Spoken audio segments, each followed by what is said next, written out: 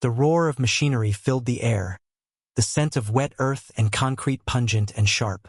Marcus Fields stood at the edge of his creek, watching in horror as thick gray sludge poured over the natural flow he had cared for since childhood. "Do you see that?" one neighbor whispered, clutching their phone. "They're filling it with concrete."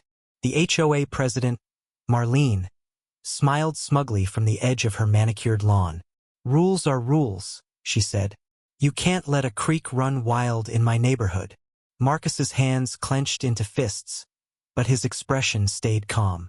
His eyes followed the unnatural dam rising in the water, feeling the injustice pulse through him. And then he realized they had just started a chain reaction, one that would turn their pristine streets into stagnant swamps. He took a slow breath. They had no idea what was coming next. Marcus Fields stood at the creek's edge, the concrete now settling into the once clear water, choking the flow, turning his childhood sanctuary into gray sludge. He could hear the faint hum of lawnmowers and sprinklers from the HOA homes nearby, an absurdly peaceful backdrop to their destruction. Marlene, clipboard in hand, strutted down the bank, surveying her handiwork with a smug smile. "See, Marcus? This neighborhood thrives on order. Nature can't just run wild here." "I call that destruction," Marcus said calmly, stepping closer, boots sinking into the mud at the water's edge. "And the county will agree." One of the HOA board members, a young man in a pressed polo, shook his head nervously. "Maybe this is too much?" "Too much." Marlene's laugh cut like glass. "We're enforcing regulations. You're the problem. You think you own the creek."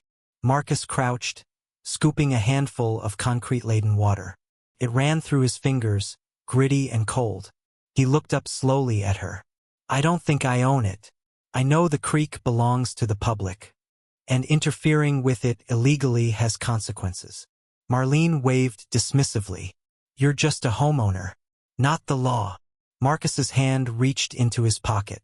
He had already called the environmental inspectors and county officials, documenting every truck, every bag of cement, every illegal step. He didn't need to yell, didn't need to threaten.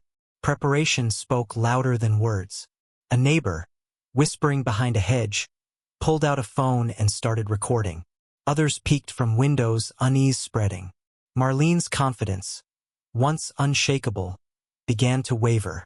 She barked orders at the workers, urging them to hurry, but the trucks hesitated now, uneasy with Marcus standing calmly in front of the creek. "You can't stop progress," she shouted. "Watch me," Marcus replied softly. His voice carried the weight of authority without raising a decibel.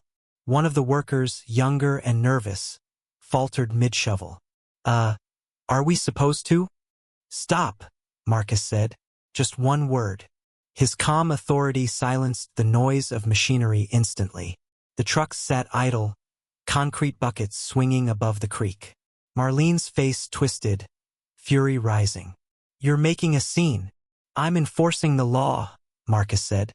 "Something you clearly don't understand." A distant hum grew louder. County trucks, inspectors, and environmental officers responding to his calls.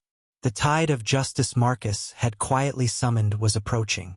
Marlene's smirk faltered, her eyes scanning the street as the real authority rolled closer.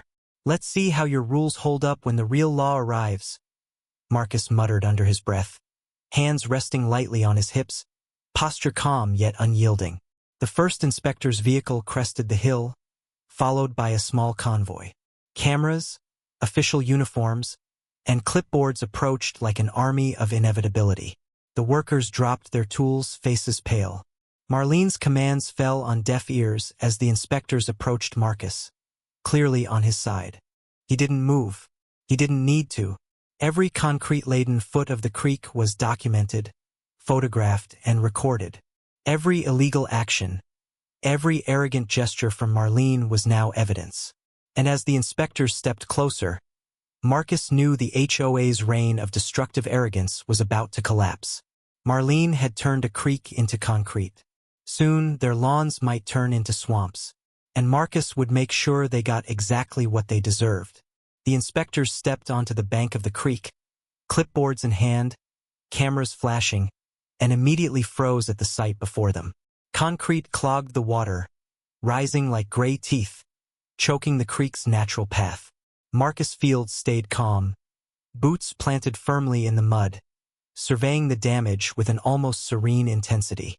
"This is what they've done," he said, gesturing toward the sludge. "Illegal filling, destruction of a natural waterway. Every truck, every shovel, every bag of concrete is documented." The lead inspector, a tall woman with an official badge glinting in the sun, raised an eyebrow. "You called this in?"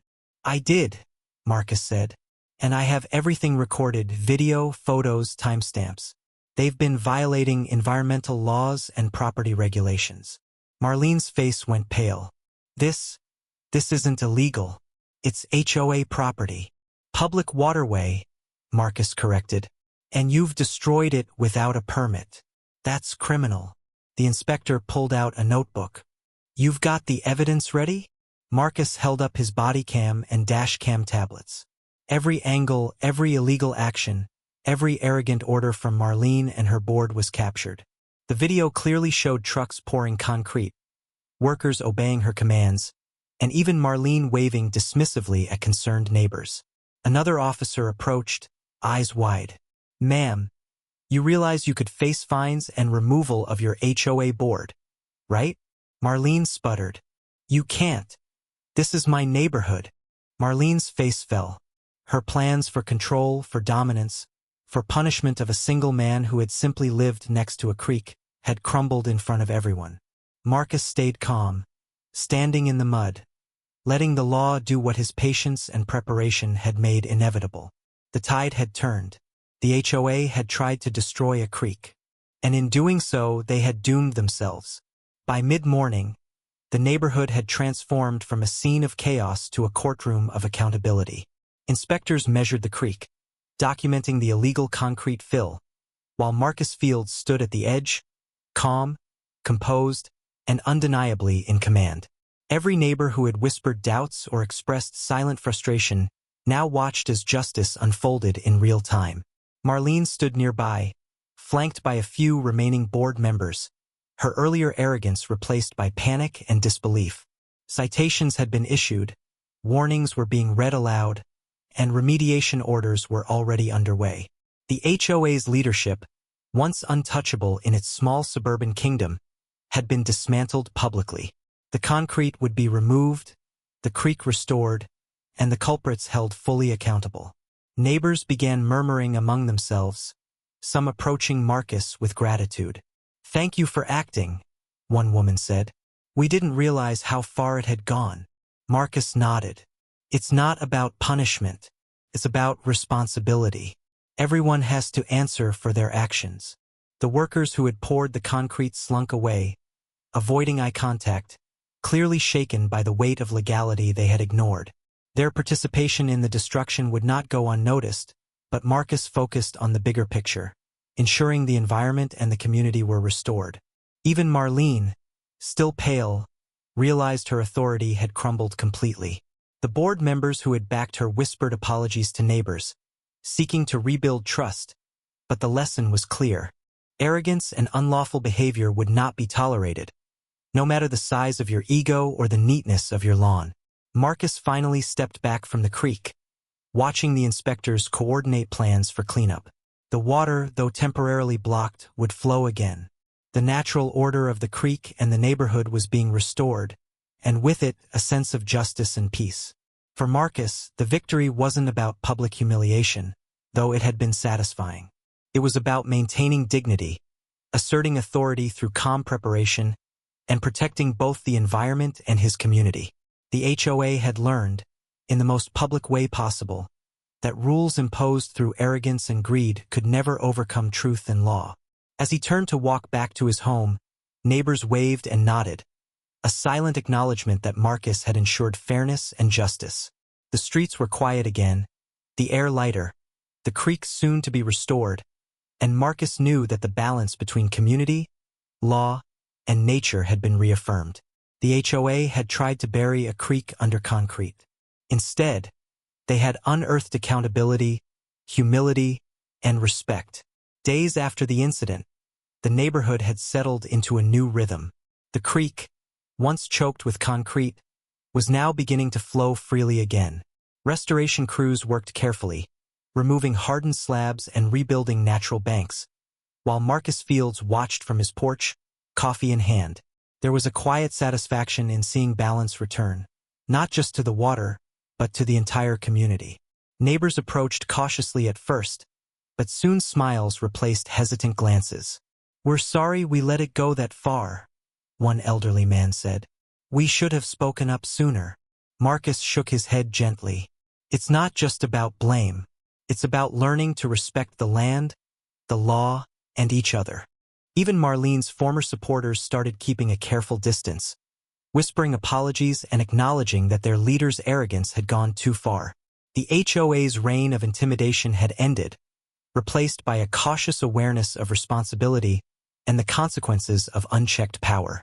Children returned to the creek's banks, tossing sticks and stones into the flowing water. Their laughter echoed across the neighborhood, a stark contrast to the chaos of the previous week. Marcus felt a warmth in his chest as he watched them play, knowing that justice and care for the environment had been restored. One of the neighbors came by with a small gift, a hand-painted sign reading, "Thank you for protecting our creek." Marcus smiled, a rare, quiet smile that carried both humility and pride. It wasn't the gesture that mattered, but the acknowledgement that standing up for what was right could ripple through a community, inspiring others to act with courage and calm authority.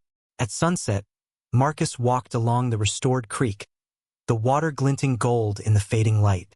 He thought about how easily arrogance could destroy a neighborhood, how power unchecked could blind even the most educated or affluent, and how one person's preparation, patience, and integrity could shift the balance. He paused at the edge of the water, letting the cool breeze wash over him. For the first time in a long while, he felt completely at peace. The creek was flowing, the community was healing, and the lesson was clear. Truth, patience, and quiet authority always prevail over arrogance and recklessness. Marcus returned to his porch as night fell. The stars reflected in the creek, a reminder that some things, justice, nature, dignity, were timeless and unbreakable. His home, his creek, and his neighborhood were safe once more. And in that calm, restorative silence, Marcus Fields knew he had done more than stop a crime. He had inspired a community to respect the law, each other, and the land they shared. The creek would never forget. Neither would the neighborhood.